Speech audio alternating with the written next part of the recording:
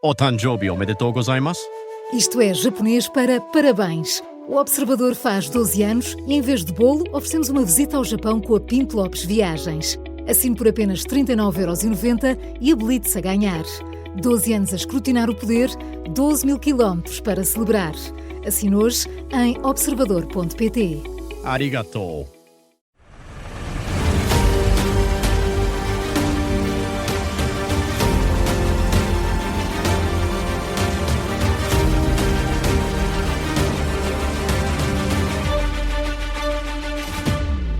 Onde para o caso na Rádio Observador. Nesta edição olhamos para a Covid-19, isto numa altura em que regressam os medos motivados por um surto de antavírus. A Organização Mundial de Saúde tranquiliza, diz que não estamos perante uma nova crise de saúde pública, mas o aparecimento destes vírus levanta receios que estavam até agora adormecidos. E neste Onde para o caso tentamos perceber, afinal, como está a situação da Covid-19 em Portugal, por exemplo. Ainda há casos a serem registados? Que tipo de atenção está ou não a ser dada pelas autoridades de saúde a estes casos? São estas as perguntas que contamos responder neste Onde para o Caso com o Miguel Pina Andrade. O primeiro caso de Covid-19 em Portugal foi há mais de 6 anos, dia 2 de março de 2020. A confirmação surgiu por parte da Ministra da Saúde à data, Marta Temido, em conferência de imprensa. Temos neste momento um caso confirmado de Covid-19. Trata-se de um homem cujo o estado de saúde é estável neste momento, tem 60 anos, está neste momento num dos nossos hospitais, com um estado de saúde que consideramos estável. A notícia da primeira morte em Portugal por Covid-19 viria a ser conhecida dia 16 de março. E dois dias depois desse 16 de março, 18 de março, o Presidente da República, Marcelo Rebelo de Sousa, Miguel, decretava o estado de emergência em Portugal. E esse regime de exceção vigorou até ao final de abril desse ano, 2020, foi 1 mês e meio. O não se justificar renovar o estado de emergência não quer dizer que a pandemia esteja ultrapassada, que o risco esteja vencido e que possamos retomar a normalidade da nossa vida anterior a 2 de março. Não podemos. Temos de manter um nível de contenção elevado e, por isso, o Governo entendeu que era o momento de descer um degrau no nível da contenção, passando do estado de emergência para o estado de calamidade. O então Primeiro-Ministro António Costa, depois do Conselho de Ministros, que aprovou o plano de transição e que reduziu as medidas de confinamento para conter a pandemia de Covid-19. Depois desta decisão, Portugal enfrentou mais um confinamento em 2021. Ao todo, em Portugal houve 5 vagas da doença, mais de 5.500.000 casos, 29.500 mortes, são estes os dados oficiais da Organização Mundial da Saúde. O fim da pandemia foi decretado pela OMS em maio de 2023. E Miguel, estamos a falar da Covid-19 porque nas últimas semanas assistimos ao surgimento de um surto de antavírus e com isso surgiram receios de uma nova pandemia global. Sim, falamos do surto de antavírus que surgiu a bordo de um navio de cruzeiros. Há registro de 3 mortes e têm surgido suspeitas de casos em vários países. Ainda assim, o diretor-geral da Organização Mundial da Saúde, Tedros Adhanom Ghebreyesus, reafirma que não estamos perante um novo surto pandémico, não é uma nova pandemia. The concern is legitimate. A preocupação é legítima devido à experiência da Covid-19, especialmente em 2020. E esse trauma ainda está presente nas nossas mentes. Por isso é normal as pessoas terem dúvidas e preocupações. Mas esta doença não é Covid. Já o dissemos várias vezes enquanto OMS. E quando dizemos isto, não fazemos de ânimo leve. Estes receios são alimentados pelas notícias relacionadas com o antavírus e também por casos de norovírus, uma vez mais num navio cruzeiro. Pior poderá ser o surto de ébola em África. Aí, segundo a OMS, há um risco elevado de epidemia na República Democrática do Congo e também naquela região. Miguel, vamos então voltar aqui à Covid-19 e passado todo este tempo, que ponto de situação é que podemos fazer? Ainda existem, por exemplo, casos a ser reportados, ainda há testes a ser feitos e já agora, Miguel, a Direção-Geral de Saúde ainda divulga aqueles boletins epidemiológicos a que nos habituámos durante a crise da Covid? A Rádio Observador, a DGS, afirma que a vigilância e monitorização da Covid continua a ser feita de forma contínua e integrada. Isto porque a infecção por SARS-CoV-2 é uma doença de notificação obrigatória desde 2021. A DGS atua em colaboração com outras entidades, como o Instituto Nacional de Saúde Dr. Ricardo Jorge, e nesta resposta enviada à Rádio Observador, a Direção-Geral da Saúde reforça que continua atenta à evolução da Covid-19 e também à circulação das variantes. Por isso, assegura a vigilância da situação epidemiológica e sim, Ricardo, a DGS continua a publicar os relatórios semanais. E o que nos dizem esses dados, Miguel? Os números mostram que Portugal tem registado uma atividade reduzida da Covid-19, com uma tendência estável do número de novos casos e também da mortalidade em níveis reduzidos. São estas as expressões utilizadas pela Direção-Geral da Saúde. Os relatórios das últimas semanas mostram que não têm sido reportados quaisquer casos. Nestes relatórios conseguimos ver uma curva descendente da incidência da Covid desde dezembro de 2022, data do primeiro relatório da resposta sazonal de saúde a que tivemos acesso.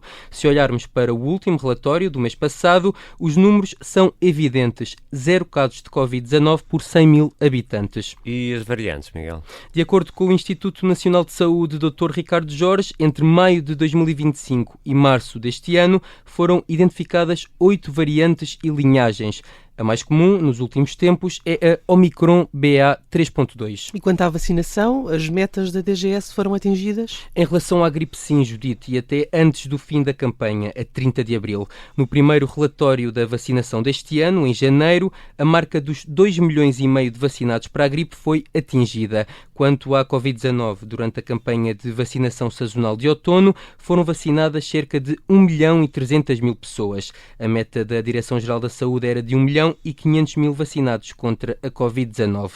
Na resposta enviada à Rádio Observadora, a DGS adianta que o balanço final da campanha vai ser apresentado publicamente em junho, à semelhança do que tem acontecido em anos anteriores.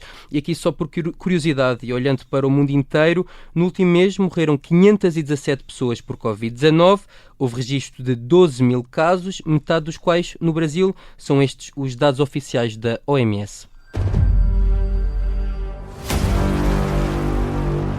E avançamos para a conversa neste Onde Para o Caso. É nosso convidado Manuel Carmo Gomes, epidemiologista, alguém com quem conversámos muitas vezes durante a crise da Covid-19. Bem-vindo, Manuel Carmo Gomes, ao Onde Para o Caso. Temos aqui uma primeira pergunta. A Covid-19, que ainda circula por aí, é perigosa ou já se tornou num vírus completamente banal? Olá, boa tarde a todos. Bom, eu não lhe chamaria banal porque o SARS-CoV-2, o vírus que causa a Covid, continua a ser um vírus perigoso. Agora, o que acontece é que todos nós já fomos infectados, provavelmente até mais que uma vez, e muitos de nós foram vacinados, portanto nós temos alguma memória imunológica para nos proteger do vírus. Acontece, contudo, que, como se recordam, os anticorpos que são gerados depois de sermos infectados por este vírus decaem à medida que o tempo passa. Portanto, ao fim de 4, 5 meses, nós já não temos anticorpos que nos protejam da infecção. Portanto, podemos voltar a ser reinfectados. O vírus é muito rápido a multiplicar-se no epitélio da nasofaringe, portanto, peço desculpa por termos técnicos, mas nas células aqui da zona da boca e do nariz. E portanto, causa sintomas e faz com que nós o transmitamos a outras pessoas, mas normalmente a doença é uma doença muito suave que não requer qualquer tipo de suporte das unidades de saúde e nós conseguimos ultrapassar a situação. Infelizmente, para algumas pessoas não é bem assim, porque há pessoas que têm comorbilidades, têm problemas de imunocomprometimento e essas continua a ser perigoso, porque este vírus, o SARS-CoV-2, ao contrário, por exemplo, de outros vírus que nos causam constipações, também vírus respiratórios, tem tendência a entrar na corrente sanguínea e a chegar a todo o lado. Portanto, ele ele entra nos órgãos internos se o nosso sistema imunitário não nos defender, e é nesse sentido que ele é perigoso. Portanto, ainda há pessoas que estão a ir para o hospital por causa deste vírus. Mas o que é facto é que as pessoas deixaram de fazer testes e assim também não reportam a doença. Seria importante insistir na monitorização mais apertada ou nesta altura já não vale a pena? Eu diria que aquilo que é importante, sim, quer dizer, eu não daria muita importância àquilo que nós fazíamos, fazer os testes, reportar, etc. Nós sabemos que os casos continuam a ocorrer e até a formar cerca de 2 ondas por ano. O que eu penso que seria importante é continuar a vigilância das características genéticas das variantes que estão continuamente a aparecer.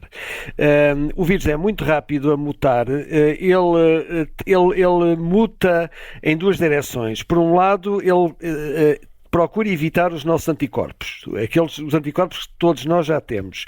E, por outro lado, procura aumentar a sua capacidade para entrar nas nossas células aqui da parte do trato respiratório superior.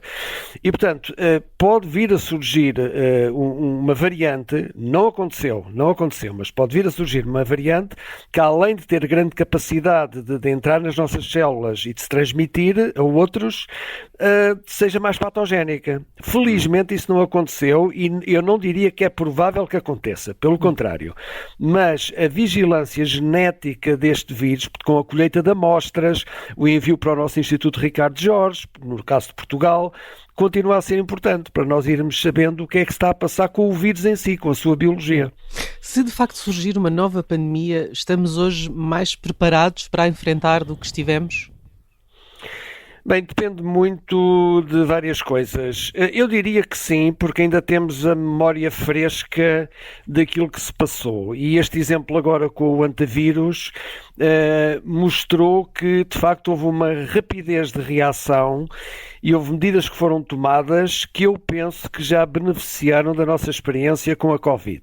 Portanto, eu diria que sim, em geral. No entanto, infelizmente, também durante a Covid, houve em alguns setores da sociedade um aumento das suspeitas relativamente às autoridades de saúde, mesmo até às medidas profiláticas, nomeadamente à vacinação, uma série de desinformação que ocorre nas redes sociais, que foi um aspecto que infelizmente foi negativo, quer dizer, e portanto nesse aspecto eu diria que certas franjas da sociedade poderiam reagir mal no sentido de não acatar as orientações que nos protegem a todos.